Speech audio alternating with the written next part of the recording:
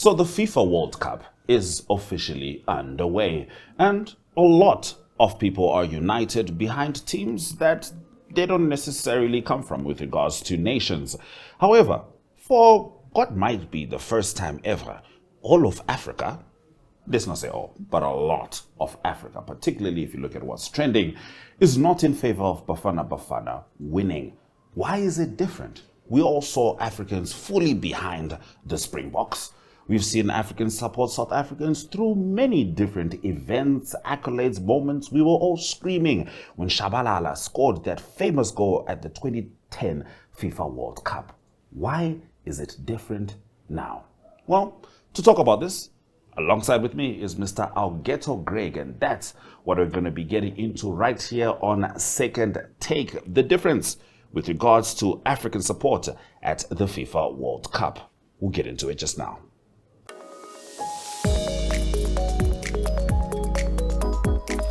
Welcome back to Second Take, and as I said, I'm joined by Mr. Augetto Graig, reputable journalist of note, as we are set to discuss what is happening with regards to African unity at the FIFA World Cup. Augetto. How are you, sir? I'm fantastic. Good to have you on the show. Thank you very much. Yes, indeed. So the World Cup has started. Yes. Africans are excited. Yes, I think very much. We tend to portray excitement more potently than other folks. It's been good to seeing the unity. Congo. Hey, go Congo. Go Congo. DRC. Fumba. That was brilliant. Yes. The Cape Verde. Oh. Does it get better than that? It doesn't. A 40-year-old in the goalposts. 7 saves. Nothing goes in. First game, a country of 500,000 people.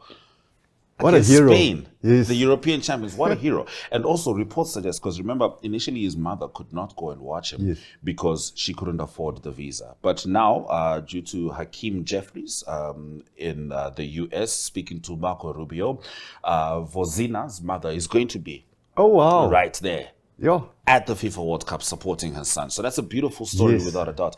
And many beautiful stories surrounding Africa. But there's a not so beautiful one, which we actually saw at the onset of the FIFA World Cup. The very first game. Yes, the very first game, where we saw Mexicans ready to embrace the moment at the famous Aztec Stadium, the same one where Pele won a World Cup, where Maradona had the hand of God.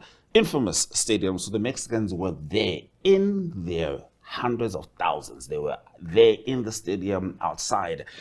South Africa's Bafana Bafana was there with pockets of support. Yes. But if you looked very closely at the Mexican support, you might have seen quite a few Africans in sombreros. Yes. Indeed. It was a little hilarious. But we all know what the context is. The context is xenophobic attacks in South Africa, anti-migrant marches, and if we were to be contextually fair, anti-illegal immigration marches. But the general atmosphere towards Africans, a lot of people will actually argue this is Afrophobia, towards Africans has essentially made Africans turn their backs on Bafana Bafana. What are your thoughts, your initial thoughts on that? There are various things that go through my mind. Firstly, I feel sorry for the average South African, because it seems to me that their politics and their politicians have been able to convince them to scapegoat a very vulnerable sector of the inhabitants of the country for failures in terms of institutions, in terms of systems, and in terms of policies. So the leadership, instead of acknowledging and addressing the failures, has identified a scapegoat and riled the people up, and people have taken action against those scapegoats, and now the consequences will come. And the way it's been framed, the leadership will also avoid those consequences. But at the end of the day, it's the average South African who bears the brunt. Absolutely. Yes. Also, if you look at it deeply, one of the questions being asked to people who are being demanded off their papers in South Africa is, do you speak Zulu? Now, that changes things because it means that there's a trickle-down effect. It means that the source might not necessarily be the source. It means that when we are saying Africans in danger, we are not excluding South Africans themselves. Exactly. There's a strong tribalist aspect to this, which tends to happen whenever there's a tribe that is most populous in a country. No one is exempt from it. If you look at Zimbabwe, you look at Gukurahundi, where Mugabe was alleged to have killed thousands of Ndebele people in a tribal war. So before we act like it's a unique phenomenon, let's just understand that this has been there. Yeah. But there must have been something that was deeply triggering to Africans. Was it seeing how these Africans were being treated? Was it the tweets, particularly? Was it seeing themselves in these Africans? Because I don't believe Africans hate South Africans. I think it was the scale of the attacks. It's not often where you would see a country mobilizing its resources to extract its people from another country. And we've seen that. Ghana, Yes, Malawi, yes, Nigeria.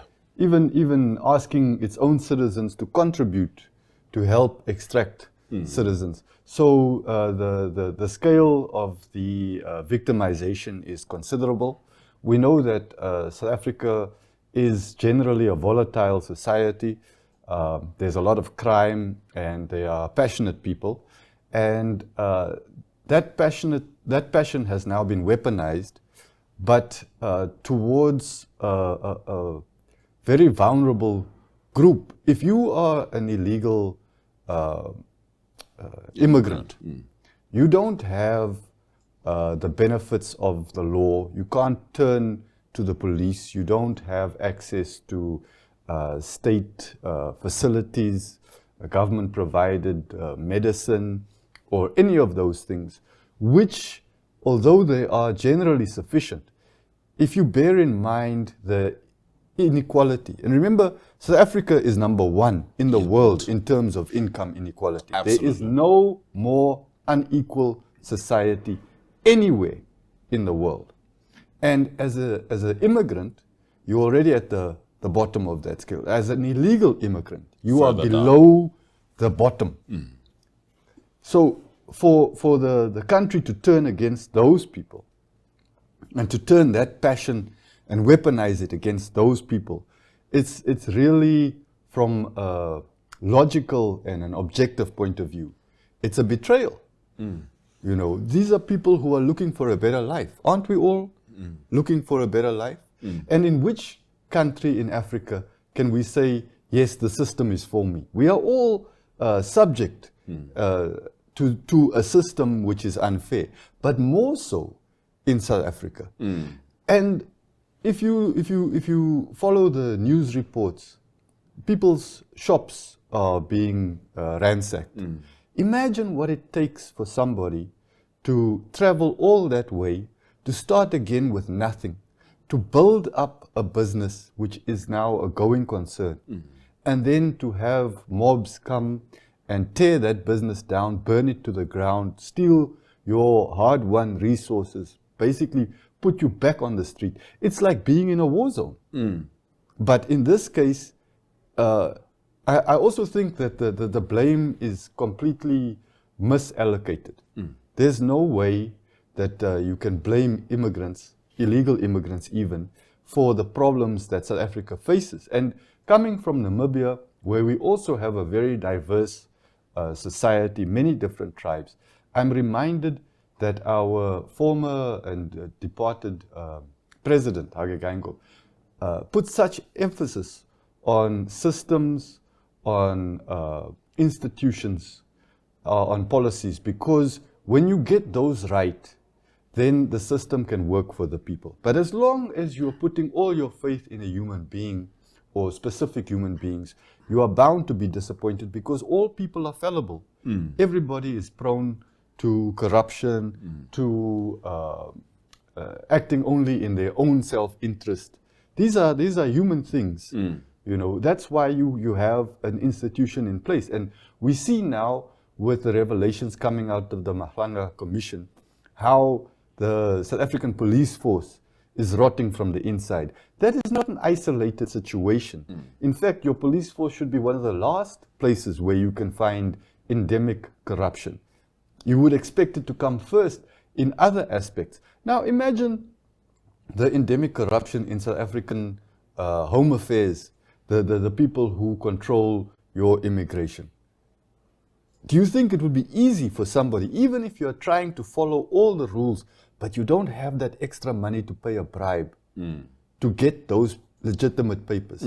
How easy is it to become a legal immigrant in South Africa? And what if the person you are dealing with doesn't like the way you look, or the way you sound, or your accent when you're trying to speak Zulu? These are all aspects which will make it even more difficult. Yeah, and I couldn't agree more. And you did mention betrayal. Yes. Because there's a thick air of that when we look at the Pan-African principles that we all felt were guiding us in the formation of our nations. Yes. And a lot of countries sacrificed in order to make sure that South Africans enjoyed their freedom. Nigerians who now are mobilizing citizens to try and help Nigerians be extracted from South Africa once mobilized citizens to send money to South Africa during apartheid. Zimbabwe's land reform program, albeit the way it was carried out was Mugabe's situation, but it was always a part of the plan. It was delayed due to apartheid negotiations. Zimbabweans decided we would rather not have land for now, just to make sure that you can live in yours. And this, of course, doesn't ignore the other betrayal of Pan-Africanism, which is what is happening in some of the nations surrounding South Africa. The disintegration of democracy, economies breaking down because selfish individuals are propping themselves up. This is all part of an issue. But in both these issues, there's one potent entity that is supposed to be talking and is not. The South African government, we do have to give some credit to President Cyril Ramaphosa with his comments saying that police are supposed to be dealing with this. But when you mention the Mahlanga Commission, you ask us, how much do we really trust the police? But ultimately, there's not been a unified voice from the South African government having an issue with these attacks.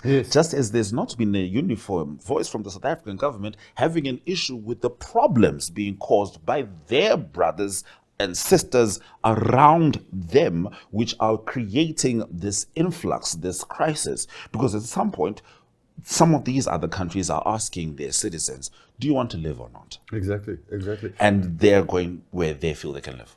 I think that for a lot of politicians in South Africa, it must be expedient when protests against illegal immigrants or foreigners in general takes the attention away from things that might harm your own political career. And that personal experience comes at a cost to the nation, because those issues that are not being addressed, those are bread and butter issues. Those are service delivery issues. Those are issues related to access to clean water, access to sanitation, access to basic things that citizens need to survive, that we look to the political leadership to fix. And that political leadership can say, oh no, they are foreigners. It's the foreigners that are to blame. Scapegoating. Scapegoating. Because if we're looking at the system in South Africa, and we're saying, because we've heard the narrative that foreigners are bringing crime to South Africa, which is not possible when South Africa is that highly ranked on murder and rape rates. When we know that Lucky Dube was killed by South Africans in the street in his car because they thought he was Nigerian. Lucky Dube, who would have been easily recognized outside South Africa by any African as a true legend, a hero, someone who we can argue we love just as much as South African, died because he looked like a different kind of African. So all these things are adding, a texture to a narrative that doesn't seem to have someone definitively saying, stop, don't do this. Julius Malema, we can argue, a huge part of the reason why he may not become a president in our lifetime is because of his support of Africans. Yeah. Right? He has been vocal of this. He once said quite literally, if you don't want Namibians and Zimbabweans here, if you don't want Africans here, don't vote for me. All right? And some might say that was the end of that, without a doubt. And we're looking at folks saying that, we are all the crime statistics are coming from everybody, but the president was once Jacob Zuma. Yes. The Pala Pala farm scandal exists today. Yes. Surely it's reasonable for the Africans who are outside South Africa looking in, saying, you're looking for any possible reason to express hate. Yes, yes. But I think it's important that you mentioned the Africans who are outside Africa. If you take into account the African Union's Vision 2036 and the Africa that we want, we're talking about free trade agreement. Yes, the African Free Continental Trade Area. Yes. Yes, yes. And in general, we are talking about the easing of restrictions in terms of travel. We want Africans to be able to move throughout Africa. We want Africans to be able to trade and to interact. So, in terms of that dream, South Africa was an important part of it because it's the powerhouse economically of Southern Africa. And now, as a continent, it seems that we're going to have to continue and move forward towards the Africa that we want without South Africa. Because it seems that they don't want that same Africa. Absolutely. They want a different Africa, which is very reminiscent of an apartheid approach. Them on their side and everybody else on other sides. I need some water. Yeah. We're going to take a quick break as we return with more on Second Take.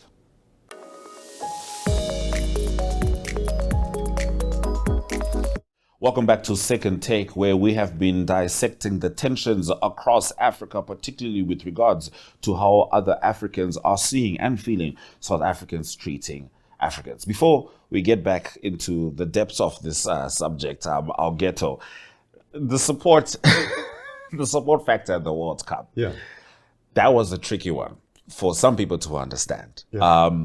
I did have a conversation, admittedly, with one of my Afrikaans friends. And he was like, this is wrong. You're not supposed to be doing this. I did at some point say, I was like, given that the context is Afrophobia, let's figure this out.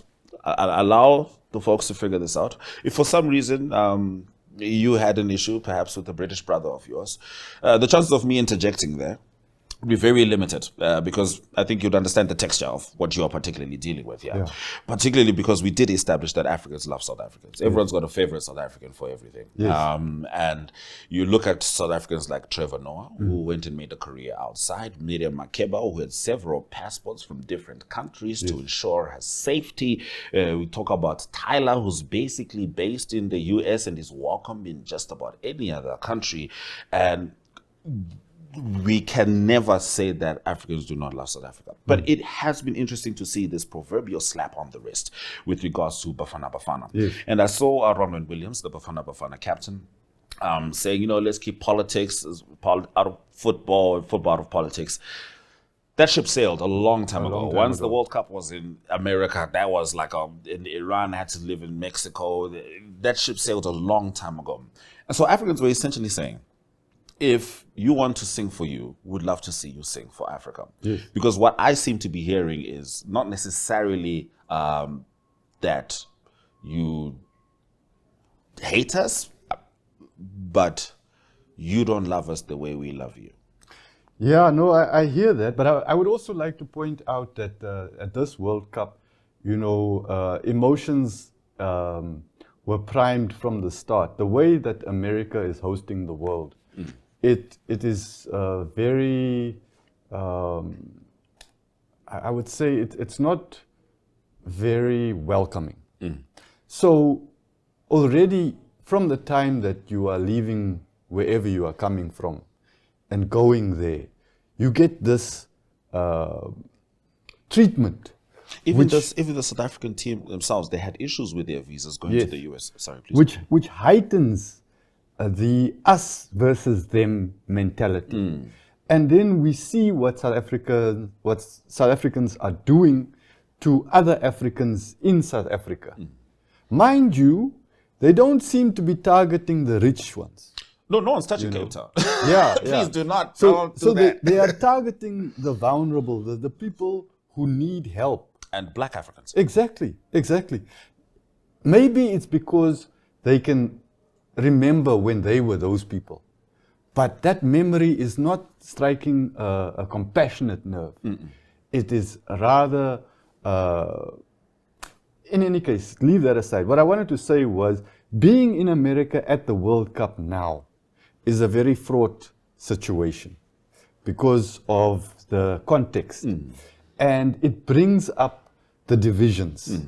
And that's why I think we see when Bafana Bafana plays, Africa makes its feelings known.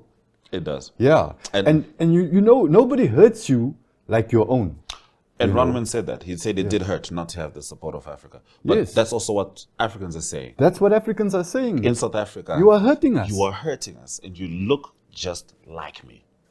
And this is the issue with it. You know, the politics are unavoidable. I've never been one to say don't bring politics into anything. And I'll be very frank and honest with the audience. I find it difficult, truly difficult, not to find that as an idiotic response to a genuine human issue. Is why should you care about the people who have the power to make things better? So I do have some issue with that.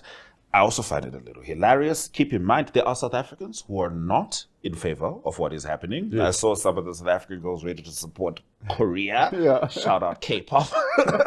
There are South Africans who are not in favor, but their voice is not as loud. And just to add some more context, I read an article, Daily Maverick, alleging ties between this movement and Russia. Do not know how why such a thing would even prop up. But really, as we're, nearing the end of this show, Augetto, maybe it's obvious, maybe it's not. What's the way forward? Firstly, I'd like to get some clarity. What is the March on March? Yes. What is that about? What are you trying to achieve? Do you want to return to the segregation that defined South Africa before? Are you saying this is for us and that is for you and never the two shall meet? Because we are trying to build the Africa that we want, and the Africa that we want is supposed to be a welcoming place for Africans everywhere. Before you continue there, Augetto, and let's not forget South Africa's dependency economically on other African countries. South Africa gets most of its maize from Mozambique, from Zimbabwe. Pap, sada, that everybody eats in Africa at any point in time.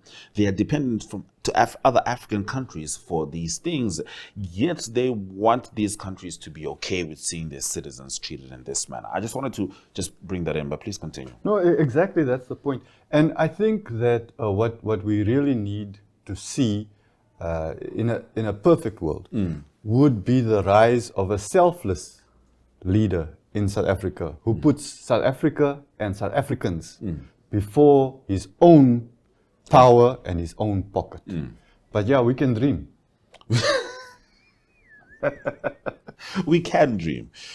But what is sad is that for a while, I assumed we were living a dream that was dreamt before. And that dream was a Pan-African dream. They were called the Tanganyika Brotherhood. Yes. Tanganyika means the beginning of nations. It was Tekere, it was Mandela, it was Mugabe, it was Kaunda. You name them, value-wise, Lumumba. They all came together and they realized it's impossible for us to move alone. And if you look at statistics, you look at the economy, you look at growth, it is impossible. The Europeans do not have a problem with each other. Yes. They may have some issues politically. Generally, they do not have a problem with each other. They move as a unit. Africa fails to do that time and time again. And I think I do have to categorically state that one can have an issue with something that is illegal. Yes. And normally the police and the state, it is their job to handle that. But when you scrape those away to make sure that you are the one who is not carrying out justice but delivering your anger, I think it is then justifiable to say that when Bafana Bafana play, I might be singing K-pop. This has been Second Take, where we've been talking about South African relations with Africa, the World Cup, and how it has further highlighted the tensions in Africa. And I think, safe to say, Augetto, we're hoping for the best. We are. Absolutely hoping for the best. And we look forward to welcoming our brothers back. Yes, we look forward to welcoming our brothers back, albeit it'll depend on how they feel about coming back. To us, we're happy to have you back in the continent because the continent belongs to us. To you, we hope the reason you're back is not because you're afraid you'd be losing your jobs. Good night.